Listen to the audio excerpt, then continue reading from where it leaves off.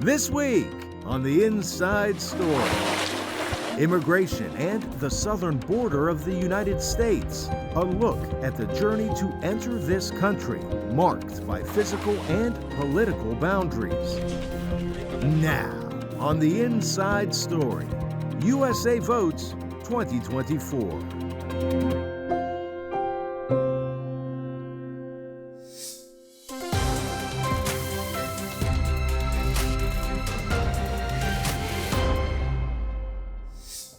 Welcome to the Inside Story. I'm VOA's immigration correspondent, Alini Barrows. This week, I'm in Arizona at the U.S.-Mexico border, a state that shares nearly 600-kilometer border with our neighbor to the south.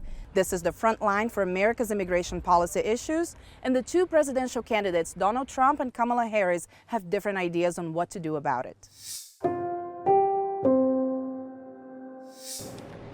Vice President Kamala Harris made her first trip to the U.S.-Mexico border as the Democratic presidential nominee late last month. She walked along a section of a wall built in Douglas, Arizona, during Barack Obama's presidency. Later, at a campaign rally in Douglas, Harris said the country must police its border, but she also called for a better way to welcome immigrants legally.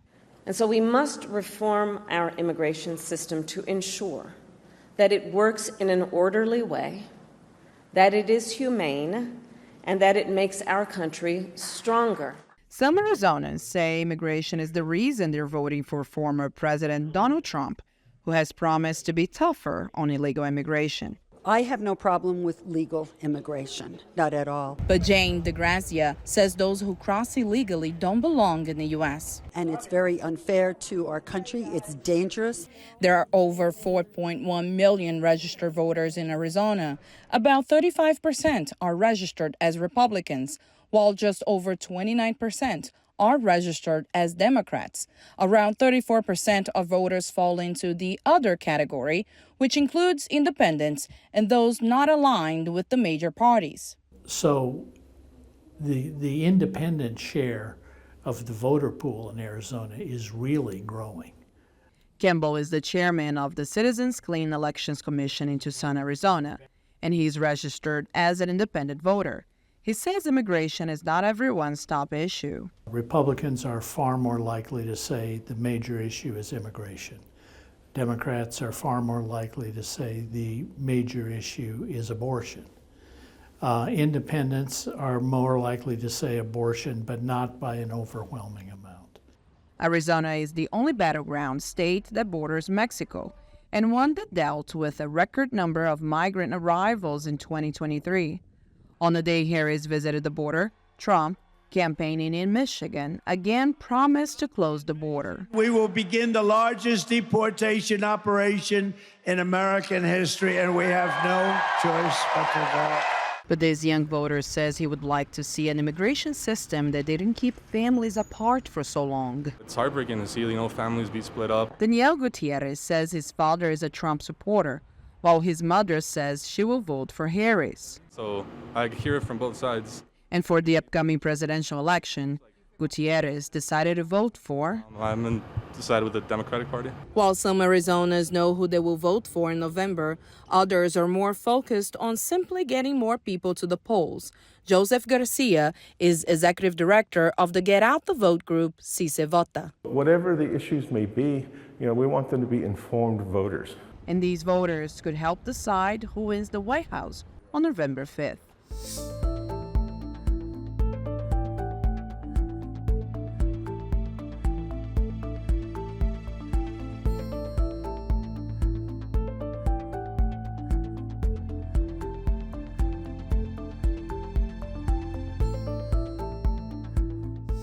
The Tucson sector of the U.S.-Mexico border runs through the Sonoran Desert.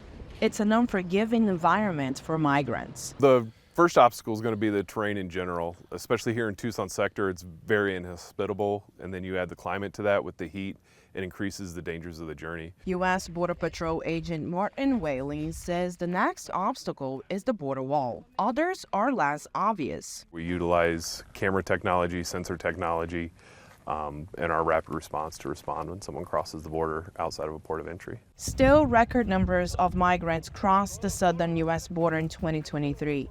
Even the inhospitable Tucson sector, where Nogales is located, saw record numbers attempting to cross. Since the proclamations, our numbers have dropped.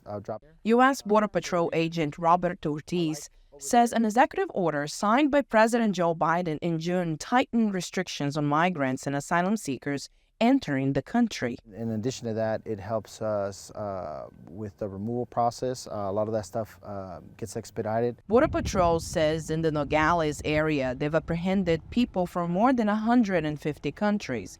The number of migrant arrivals from African and Asian nations has also seen a decline. Because the message is getting out to the rest of the world that there are consequences for coming in here into the United States illegally. But for some experts, border security is about more than just obstacles. I think we talk about securing the border without really knowing what that means. Ana Ochoa O'Leary is co-director of the University of Arizona Binational Migration Institute. What I would think a secure border should involve is addressing the root causes of immigration, the root causes that inspire and drive people to cross the border without authorization. With just weeks to go until the November presidential election, immigration is a top issue. But for border communities, O'Leary says the relationship with immigration is complicated. Because we know that people arrive here legally and are still considered bad immigrants, so it doesn't make a difference. We are products of that going back and forth the border, legally or not legally. Meanwhile, the Border Patrol will keep working to stop people from crossing the border illegally. The men and women of the U.S. Border Patrol protect the U.S. side of the border. They have daily encounters with migrants, and they allowed us to come along for a look of what it's like for them. So right now we're in Nogales, Arizona. Right now we're in an area that the stations on Nogales station called King Louis area. Nogales, Arizona is part of Tucson sector. Tucson sector is responsible for patrolling 262 linear miles of fence, border fence, like the one we're going to see right here in front of us. Tucson sector is pretty unique in the fact that historically it's been one of the busiest sectors in the nation when it comes to encounters or apprehensions. There's a lot of reasons for that, but talking about this area specifically is, as you can tell, this is a warehouse, so there's a lot of legitimate trade, a lot of business, a lot of legitimate, people working here. So the criminal element, which is just over here right in front of us, there's scouts there right now watching us. They exploit that, right? So they try to, whenever the people that work here go on their lunch breaks, they try to get people across, and they do that by just jumping over the fence and trying to get them into a vehicle, trying to get them into a warehouse, trying to get them into a semi, trying to get them anywhere they can to facilitate that travel, because most of the people that cross through here are not going to stay here, right? Part of our job is we interview the people that apprehend, correct? And when we ask them where they're going, I've never once heard anybody say that they're coming to Nogales, right? They're always going somewhere else. And never, in my almost 10 years of working here in Nogales, nobody's ever said they stay here. So yeah, absolutely, it's transitory, right? They're just coming through. Now, every station in the sector is unique. As far as the Border Patrol, we have 250 EMTs, Tucson sector. We also have a specialty unit that their job is 100% search, trauma, and rescue. We have those assets readily available. But here right now, if something happens right here, right next to us, my first call would be get on the radio. Hey, 865, can we get an ambulance rolling this way? We'll have an agent meet them at the entrance. They'll drive the ambulance all the way over here, because obviously they're medical professionals, so they can. I'll do whatever I know how to do, which is stabilize. Make sure there's no, anything blocking the airways. If it's a fracture, I can see a bone sticking out. Make sure to calm them down. Try to keep that steady as I can. So there's things that we learn during our job, but I'm not going to be able to. That's as far as I can go, right? So I'm going to reach out to the people who can help them the best, right? So here we're lucky that we have this big road right next to us that we can do that with. In Tucson, Arizona, Ricardo Morales leads a class through the steps a migrant takes from arriving in the United States to applying for citizenship. He knows the process firsthand. I was born and raised in Guadalajara, Mexico. I've been living in Tucson for about 9 years, and last year I became a U.S. citizen. So this will be my first time voting for the federal elections. So I'm very excited about that. Morales is a community organizer for Chicanos por la Causa, or CPLC, a Latino group offering health, housing, education, and other services, including the citizenship fairs throughout the year. The fairs help dozens of people with the application process. By teaching people, by guiding people on how to become a U.S. citizen, you're giving them the opportunity to be a voice and to participate in our democracy. So for me, it is a wonderful opportunity to give back to this wonderful community called Tucson, but at the same time, a responsibility. Sean Gosler oversees immigration services at CPLC. He says the group aims to lower barriers for migrants in priority areas other than citizenship too. A lot of people come, I have to work. That's the first thing I need to do. I don't have time to go to school or take classes, or sometimes classes are cost prohibitive as well, the ones that are worth it, or the free ones are very limited, and maybe they're during work hours, or they're not available, or they're online and not everybody's tech savvy. Gosler says becoming a U.S. citizen can take years due to long waits for residency requirements, processing backlogs, and other hurdles. Costs, language, culture sometimes, or lack of the knowledge. So sometimes, some people may qualify to take the test in their own language, but they don't know what those requirements are. So we do our best, obviously, to provide info sessions and free seminars and presentations in the community. Francisca Mora is taking advantage of today's free session. She moved from Mexico 35 years ago. After decades calling the United States home, she is applying to take the next step. Because it is time, I think, and it's time to get this citizenship. But by being a citizen, we can exercise our right to vote whenever we're able to. And for those who aren't sure about becoming a U.S. citizen, Mora has one message. Well, make a decision. You must make a decision. I decided, and we're here. Whether it's navigating language barriers, costs, or legal complexity, these U.S. citizenship hopefuls found the courage to take the next step.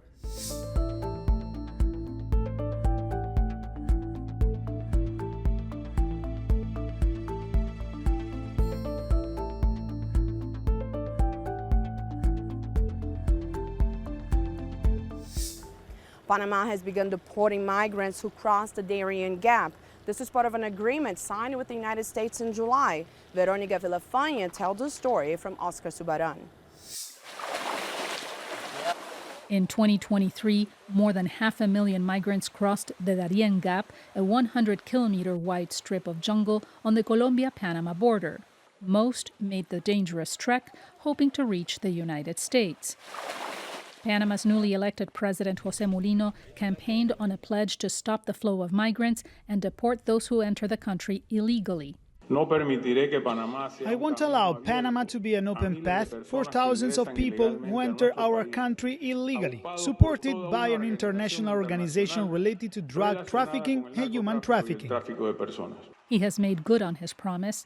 As soon as he took office in July, he signed an agreement with the United States that includes a program to fly migrants back to their home countries. Roger Mojica heads Panama's National Migration Service. The deportation process includes both people with criminal records in their countries of origin and those who have entered the country irregularly. Anyone crossing the border from Colombia is doing so without authorization because the National Migration Service does not have an immigration control checkpoint in the Darien province. Panama began the repatriation of migrants in August with 29 Colombian nationals, most with criminal records. On a second flight, 30 people were sent back to Ecuador. However, most migrants crossing the Darien Gap are Venezuelan. Neither the U.S. nor Panama can send them back because both countries have suspended diplomatic relations with Venezuela. Those with passports can apply for a program allowing temporary stays in the U.S., but many don't qualify. Marlene Pinedo is the Central America attaché for the U.S. Department of Homeland Security. We know that some of them don't have passports, which is why they may not be covered under that program. but we're in discussions with several safe countries requesting their support in providing temporary or permanent residency for some of these migrant groups. Panama flew 130 unauthorized migrants back to India in September and plans to deport irregular migrants to China. For Oscar Zulbarán in Panama City, Panama, Veronica Villafañe, VOA News. And the immigration debate isn't just focused on migrants from Central and South America. There are also more than 1 million Vietnamese immigrants living in the United States. Many of them have settled here after the Vietnam War. And our VOA correspondent Elizabeth Lee recently traveled to Texas, where she says the state has the second largest Vietnamese immigrant population in the country. Hong Pham's life in Vietnam versus the United States is like day and night. Life was very hard back then. I earned a living as a pedicab driver traveling between towns in southern Vietnam. When communists took over Saigon in 1975, Pham was sent to a re-education camp for serving in the South Vietnamese military. He eventually made his way to the U.S. on a humanitarian program. But now a wave of undocumented Vietnamese people is aiming to enter the U.S. through its southern border. The number caught by U.S. Customs and Border Protection jumped from just under 300 in 2022 to more than 3,000 in 2023. CBP logged more than 3,200 so far this year. Attorney Shandon Phan is in touch with some of them. If people are not quite educated and they just got fed all these false stories about how easy it is, they play with their own life and they play with human trafficking networks that will impose a big debt on their family. Phan says many migrants pay tens of thousands of dollars to traffickers to make the dangerous trip from Vietnam to China, then Europe, South America, and then to the U.S. Immigration has become a hotly debated issue in this year's U.S. presidential race. I don't think there's disagreement on the fact that there are problems with our immigration system. The debate is really about what to do about it. The Trump administration wants to reduce the numbers. The Democratic administration wants to reduce, but really better regulate. For Texas resident Min Lei, immigration is an issue that's close to home. I myself am an immigrant, so I have sympathy for those immigrants. But every country has its own border. People coming here need to follow the laws and the Constitution. Texas is heavily impacted by the illegal migrant influx, and now I have concerns about going out at night. Those who flee communism have a legitimate reason to be in the U.S. I'm not in favor of granting asylum to those who come here illegally because of economic reasons. While Pham's views echo those of the older Republicans in the Vietnamese community, some younger Vietnamese Americans who were born in the U.S. don't share them. My mom is more conservative. She's one of those people that wants people to come over here legally, and I get that. She is overlooking the fact that everybody just wants to come here and have a better life. Whenever someone has the opportunity to be here, they would, do what they can. In my opinion, I don't mind about that, but you have to become one of us. You pay taxes to be a good citizen. The migrants who make it here live in limbo, hoping to find work and waiting to see whether the next president will let them stay. Elizabeth Lee, VOA News, Houston. And the U.S. isn't the only nation grappling with its migration policies. Human rights groups have urged Britain not to copy Italy's approach in trying to reduce the number of migrants arriving on its shore. Henry Ridgwell has more from London. At a makeshift camp outside the French port of Calais, a group of mostly Sudanese migrants waits for an opportunity to reach Britain. Last week, 8 people drowned crossing the English Channel in small boats. The migrants, who asked not to be identified, say they are not deterred. Everybody here is afraid, but we must take this risk because we want to rise to UK. There is no way another way. More than 22,000 migrants have made the journey in small boats across the English Channel from France this year. More than 800 people arrived last Saturday alone. It has become a major political issue. Prime Minister Keir Starmer travelled to Italy Monday to learn from its recent success in cutting migration across the Mediterranean from North Africa. You've made remarkable progress working with countries along migration routes as equals to address the drivers of migration at source and to tackle the gangs. And as a result, irregular arrivals to Italy by sea are down 60% since 2022. So I'm pleased that we're deepening our cooperation here. Italy has struck multi-million-dollar deals with Libya and Tunisia to stop migrants leaving their shores. Human rights groups accuse those countries of committing widespread abuses against migrants. Rome also signed an agreement with Albania last year to send thousands of asylum seekers there for processing. If it works, as I hope it will, everybody can understand that this can become a new way to deal with migration flow. Critics question Italy's approach. Amnesty International has some deep concerns as to whether Italy is being compliant with its international legal obligations and its human rights obligations in elements of its approach. What we would hope for would be countries like the UK to have a functioning asylum system, one that considered claims properly but swiftly and dealt humanely with people who are fleeing terrible situations in many cases. Britain is giving France nearly $600 million over 3 years to boost the policing of French shores, but the number of migrants continues to increase. Starmer said his focus would be on returning failed asylum seekers to their countries of origin and on better intelligence and policing to smash the smuggling gangs. Henry Ridgewell, VOA News, London. For its part, Germany expanded border controls on some of its land crossings. This is due to an increase in crime involving migrants. Elizabeth Chernoff reports for Ricardo Marquina on voter sentiment following key elections of September in Germany. Border checks started Monday on Germany's land crossings with Belgium, Denmark, France, Luxembourg, and the Netherlands.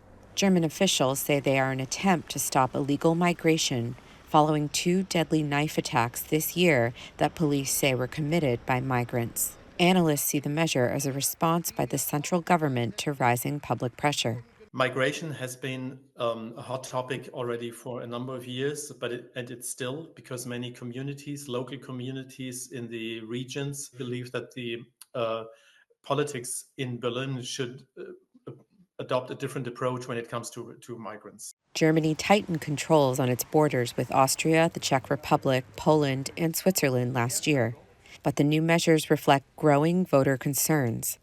The far-right AfD party won recent electoral victories in 2 German states. The party draws links between immigration and violent crime, which authorities dispute. Most of the knife stabbers are simply, strangers or aliens from countries like Afghanistan and Syria, and that mostly have obtained asylum status or are even here illegally and should have been deported. German police told VOA there is no nationality-based record of knife attacks. Crime is up in Germany. Police data say 41% of crime suspects overall were foreigners, and violent crime jumped by more than 8% in 2023, reaching its highest level in 15 years. Moderate politicians acknowledge the problem, but accuse the AfD of criminalizing all immigrants for political gain. What we are missing in Germany, I think, is a positive narrative about our society. How can we move forward as a society? How can we get a new sense of community here in Germany? And I think then migration is part of that, but it's not, in the moment, the entire migration fear-driven discussion replaces a discussion on who we want to be and how we want to live together. The September 22nd elections in Brandenburg will reflect sentiments among people in only one part of the country. But they will give a glimpse of how most of Germany will vote in general elections next year and decide what its migration policy may look like in the future. For Ricardo Marquina, Elizabeth Chernoff, VOA News. That's all for now. Thanks for watching. For the latest news, you can log on to voanews.com, follow us on Instagram and Facebook at VOA News. For more immigration content, follow me on X at Alini Barros 2. Catch up on past episodes at our free streaming service, VOA Plus. I'm Alini Barros in Arizona. Thanks again for joining us. We'll see you next week for the Inside Story.